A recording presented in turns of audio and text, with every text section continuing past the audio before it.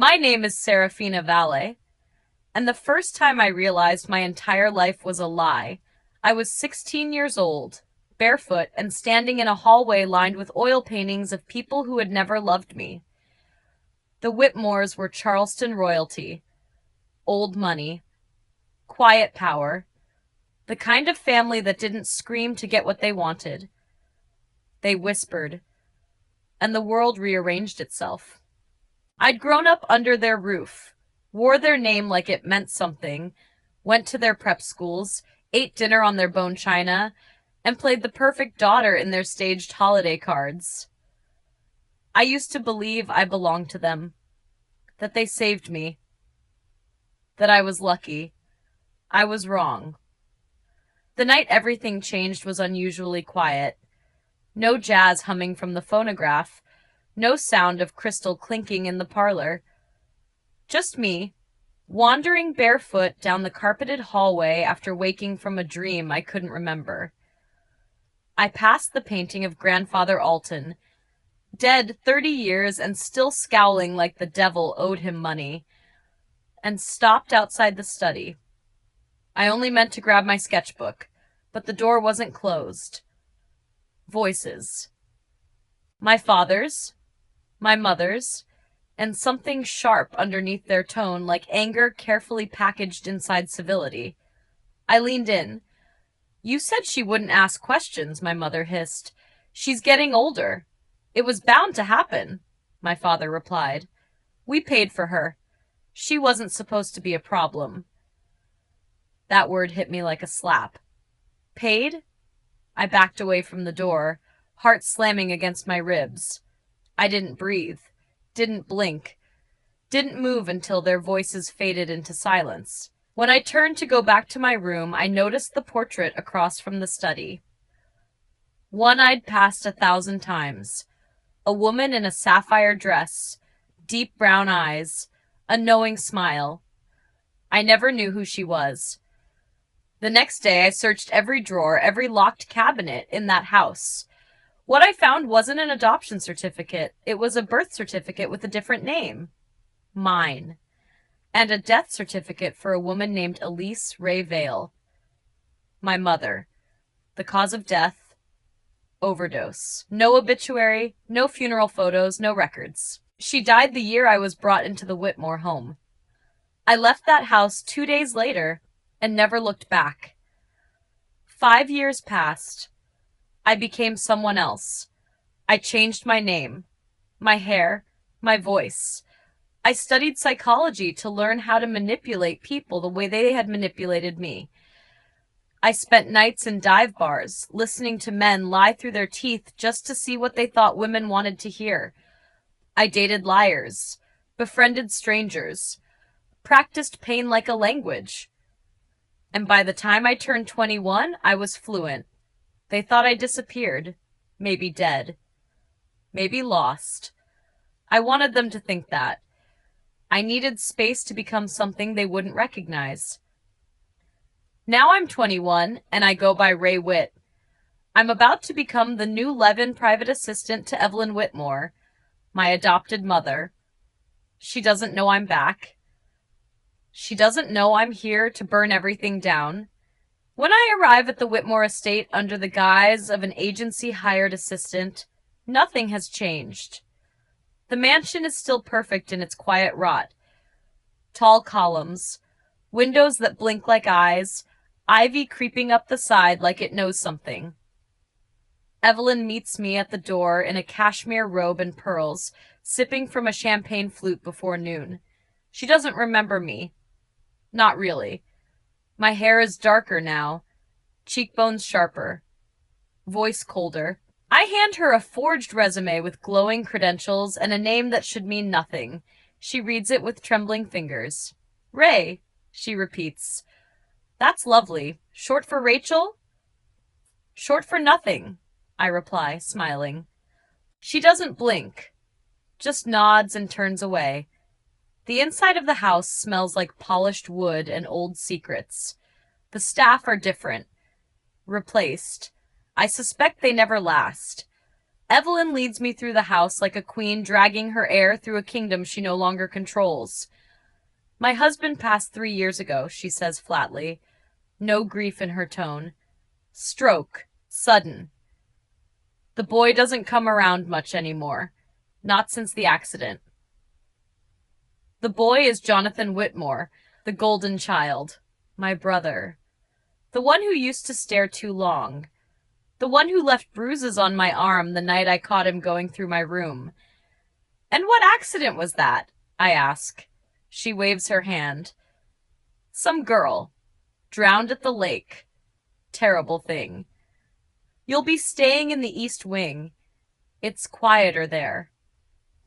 I unpack in a room with floral wallpaper and lace curtains, like I've stepped into someone else's memory.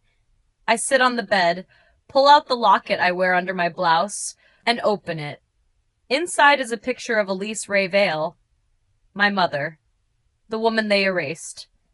I whisper to the photo, I'm here, Mama. I'm going to make them pay. The first week is reconnaissance. I shadow Evelyn through her routines. She talks too much when she drinks, and she drinks every day. She tells me about the charity luncheons she used to host, the political favors she traded, the daughters of her friends who married well and sent thank you notes. I pretend to listen, smile, nod. By Thursday, she tells me where the safe is. By Friday, I have the combination. Inside, old journals, faded Polaroids, and a stack of documents labeled confidential. I don't take them. Yet. I photograph every page. That weekend, I visit the family mausoleum. The Whitmores are buried behind the estate, in a marble tomb that costs more than most homes.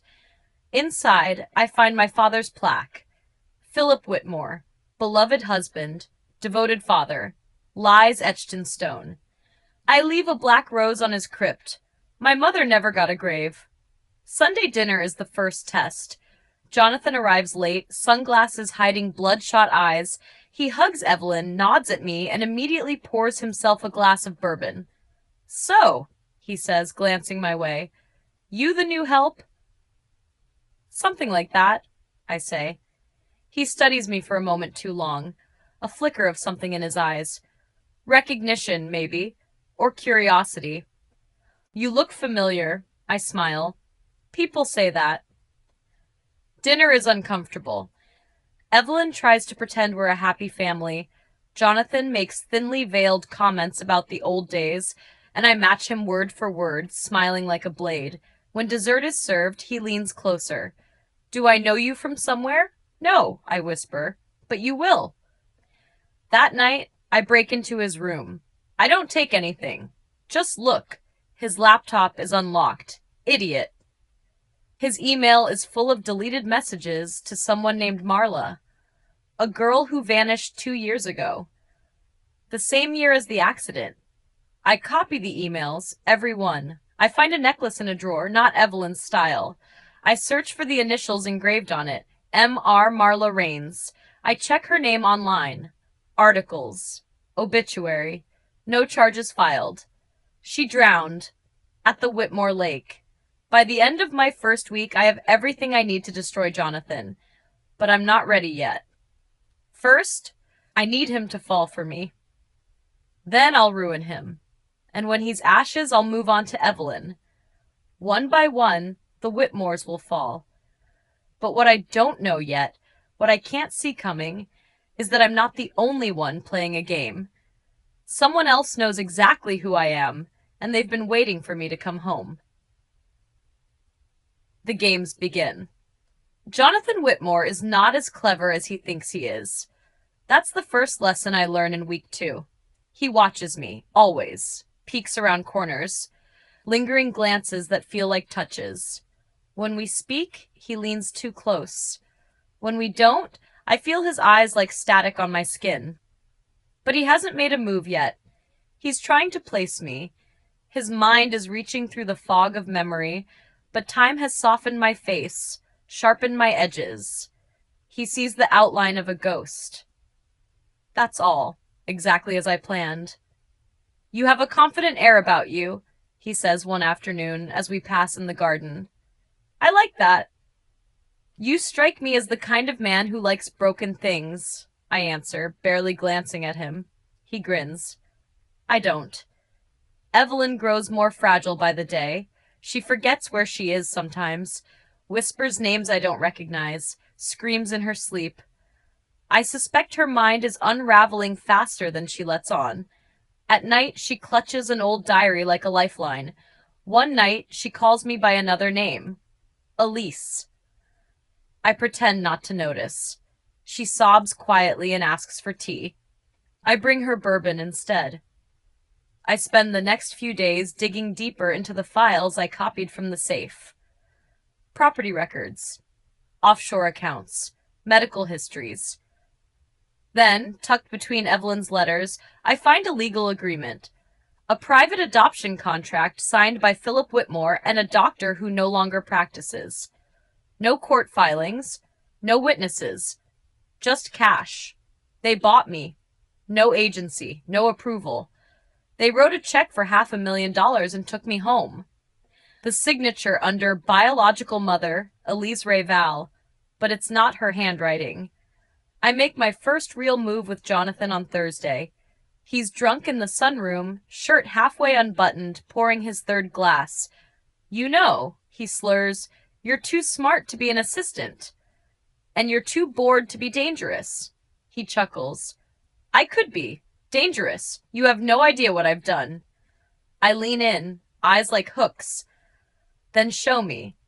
He kisses me. I let him. Then I slap him hard enough to leave a mark. He's stunned. That, I say, was for the girl in the lake. He turns pale. What did you say? I smile. I said, you spill your drink. I leave before he can respond. Let the fear bloom inside him. That night, I go through Evelyn's medicine cabinet. Her prescriptions are too heavy for a woman her size. I collect the bottles, take a photo of each. One is a sedative that was banned in Europe. The same drug that appeared in Marla Raines's autopsy report. I add it to my growing archive. On Saturday, I pretend to be locked out of my room. Jonathan lets me sleep in the lounge. I leave the balcony door open and climb into his study while he sleeps.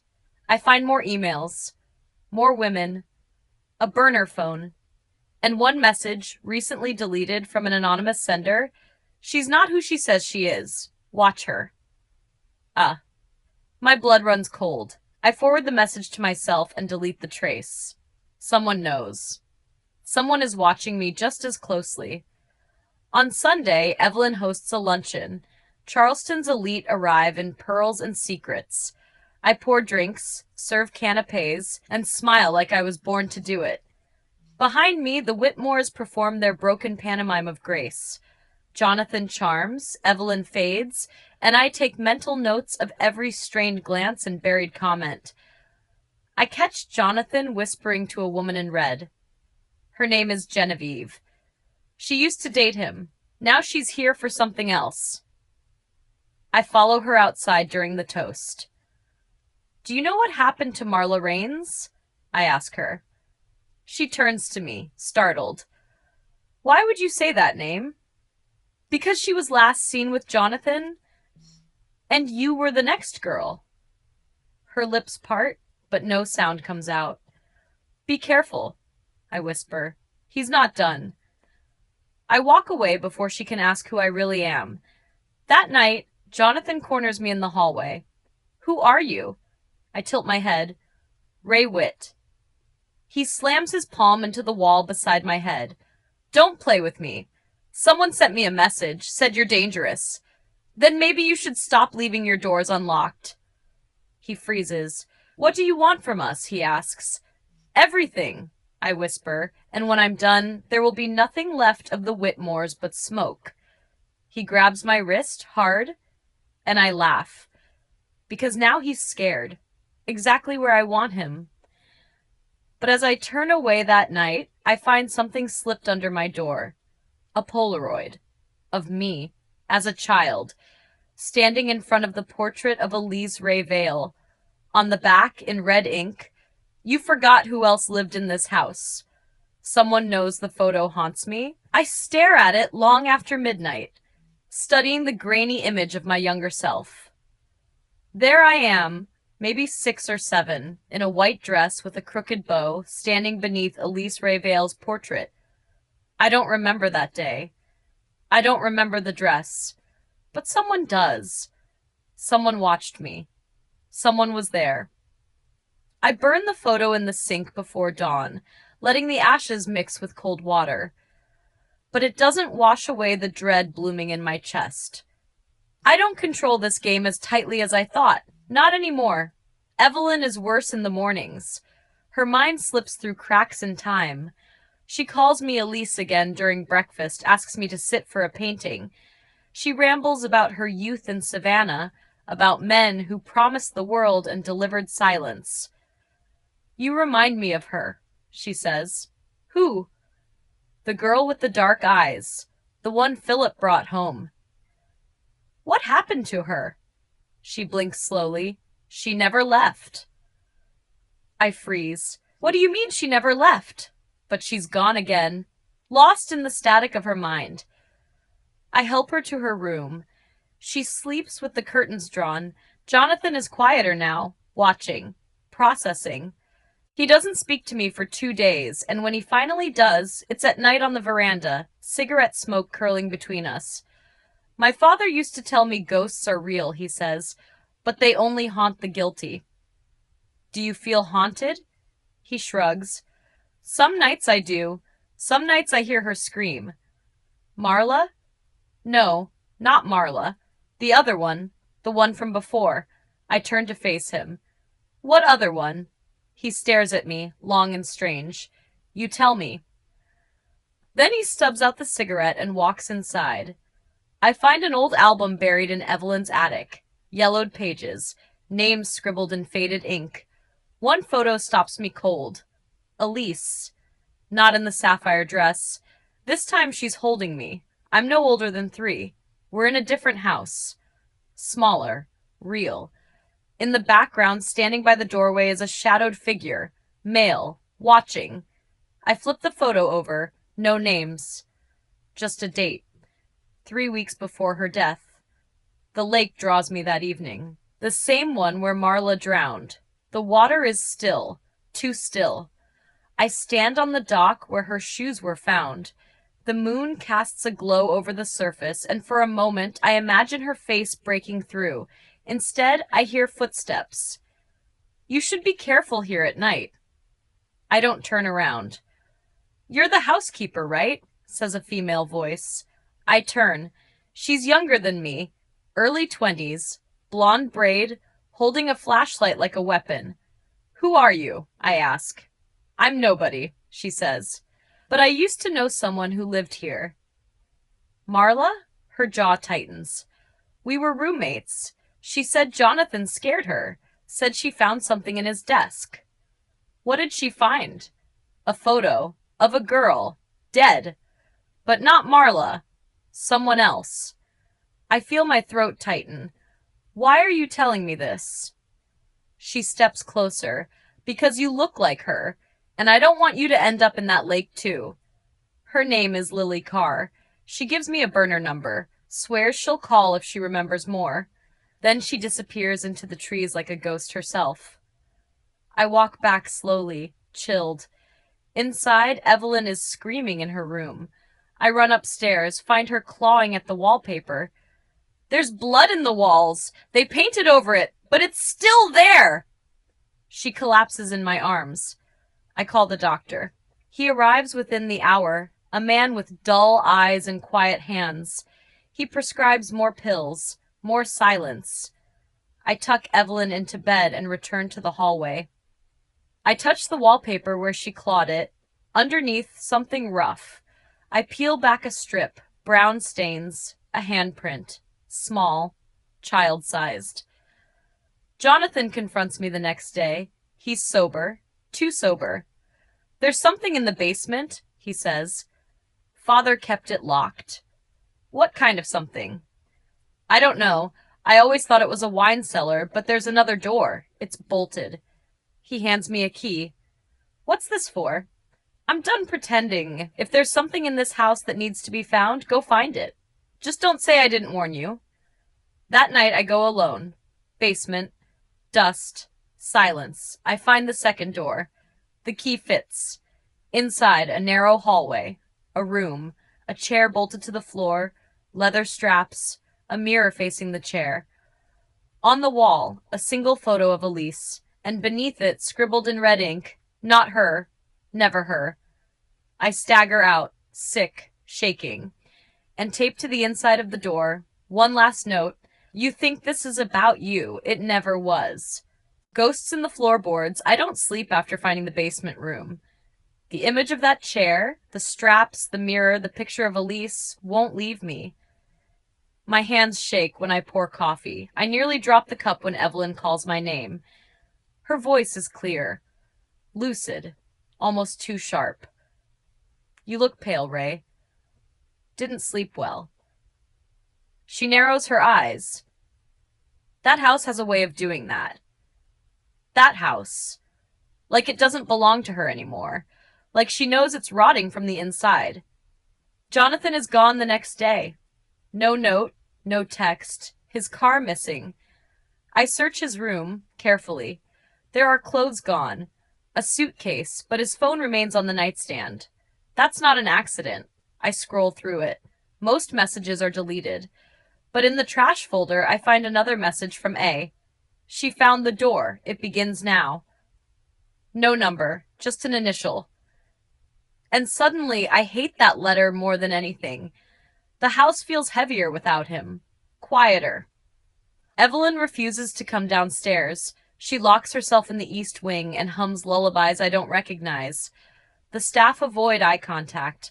One of them quits without notice. The air is changing. And then the whispers start. At first, I think they're in my head.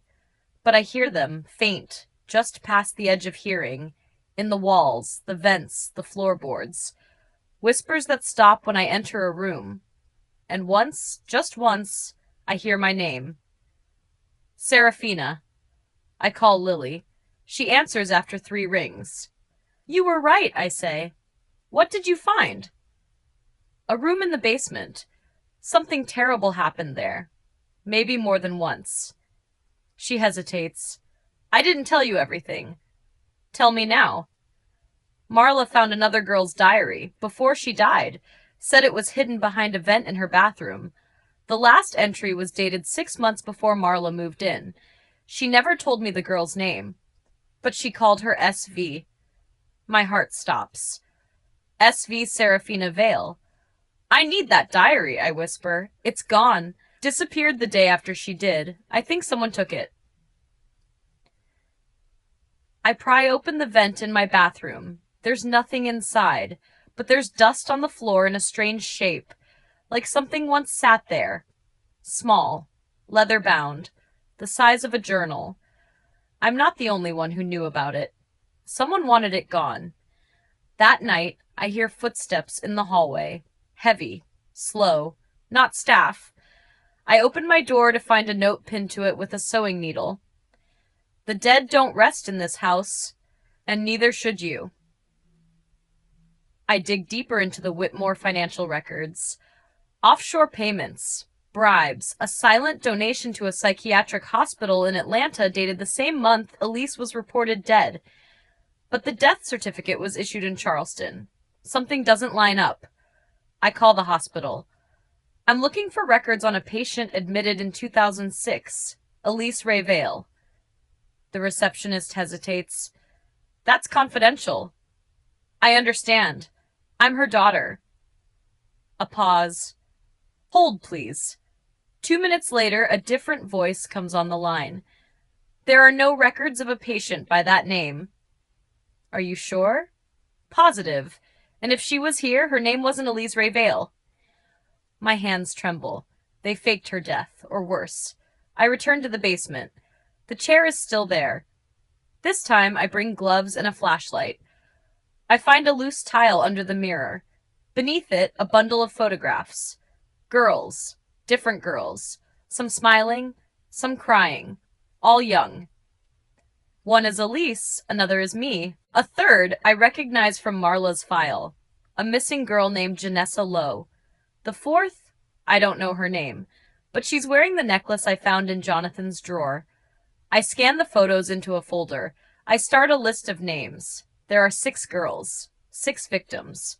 All disappeared, all linked to the Whitmores, and only one was officially declared dead.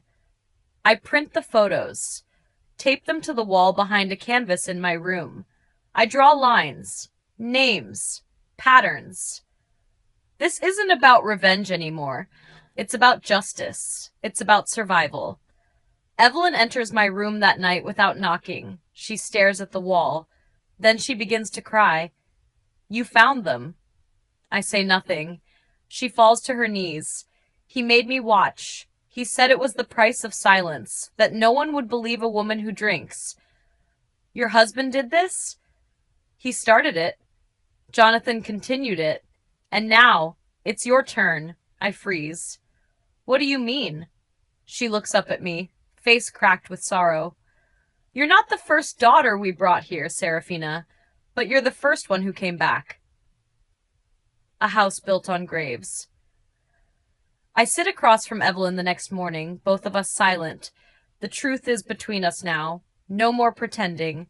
Her hands tremble as she pours tea she won't drink. I speak first. "How many girls?" She flinches. "Too many." "And you watched it happen?" "I tried to stop it. Once. Philip broke my wrist. Told the doctor I fell." "And Jonathan?" Her face hardens. "He was always watching his father, taking notes. By the time he was 17, he didn't need instructions anymore." My stomach twists. "Why me? Why take me?" She looks down at her lap. "Because Elise wouldn't give you up, and Philip didn't like hearing no."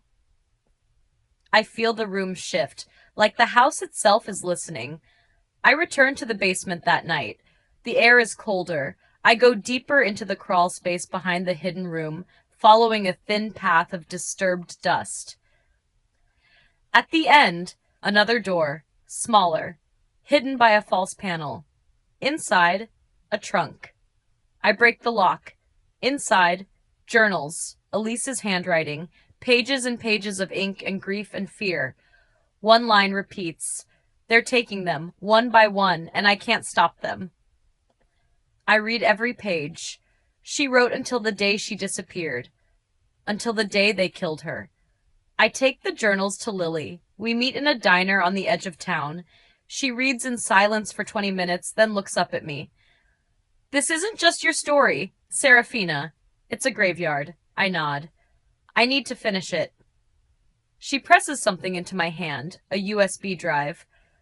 "I've been collecting files. Missing persons, photos, autopsies. If you're gonna burn them down, you'll need evidence. And you?" "I'm leaving town.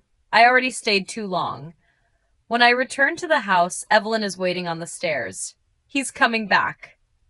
"Jonathan?" She nods. "He called, said he knows who you are." I feel it like a punch to the chest.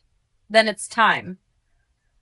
I set everything in motion. I print the evidence. Copies of the journals, photos, medical records. I send anonymous envelopes to 6 newspapers, 3 news stations, and 1 federal office. The drop point? Midnight. I pack a bag. Just the essentials. I don't plan on staying long.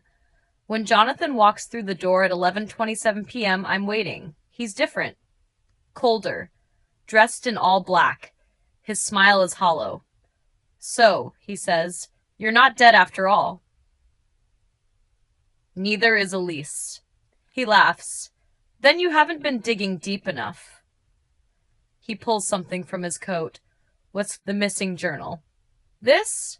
You think this saves you? You think anyone will believe a ghost story from a crazy woman's diary?" "It's not the only copy." He freezes. "I sent it out, along with everything else. By morning, the world will know what this family did." His eyes darken. "You think this is justice?" "No," I say. "This is revenge. Justice comes later." He lunges. I duck. The blade in his hand grazes my arm. We fall hard onto the marble floor. I kick, scream, twist. He slams my head into the ground once, twice, and then Evelyn appears, gun in hand. Get off her, she says. Jonathan turns. You won't shoot me. You never could. That was before I remembered what you did to the girl with the necklace. Bang. Silence. Jonathan crumples. The police come. Evelyn confesses to everything.